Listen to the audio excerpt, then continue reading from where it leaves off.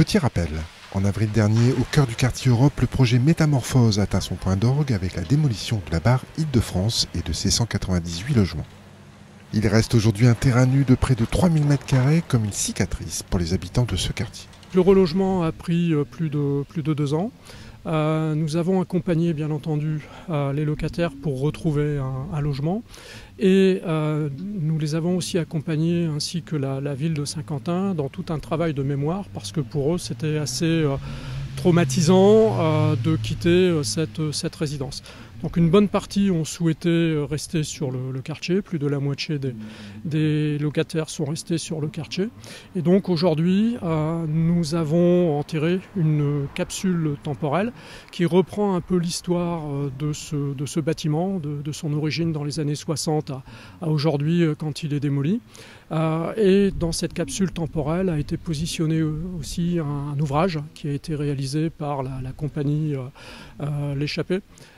Qui a permis d'interviewer des anciens locataires, des habitants, des collaborateurs de Claisance qui ont pu aussi participer à tout ce processus de relogement.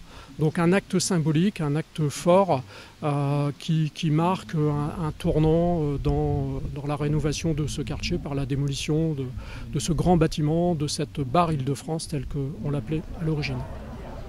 Une capsule temporelle, une plaque et la plantation d'un arbre, 3 symboles qui commémorent le passé de ce lieu emblématique du quartier Europe. Maintenant, place au futur et à la suite des rénovations sur les autres bâtiments. Alors les prochaines étapes, on est en plein dedans, là on est sur la tranche numéro 2 de lourds travaux de réhabilitation, à savoir 287 logements. Sur ces 287 logements, il va y avoir tout corps de métiers confondus. Il va y avoir l'électricité, une réfection complète de l'électricité, une réfection des pièces en eau, donc les toilettes, la salle d'eau et la cuisine. Nous allons avoir une enveloppe extérieure appelée ITE, donc isolation thermique par l'extérieur, et un changement des menuiseries. Donc sur chaque logement, s'affairent des équipes.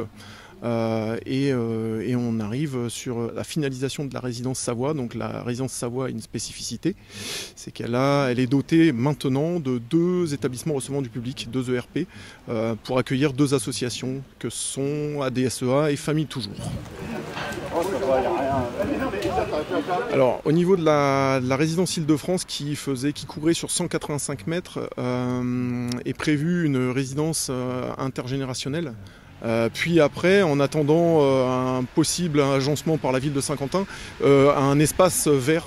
2 nouvelles rues ont été aussi inaugurées, la rue Jacqueline Auriol et la rue Suzanne Dante. Le bailleur social aura investi 45 millions d'euros pour la rénovation de près de 500 logements.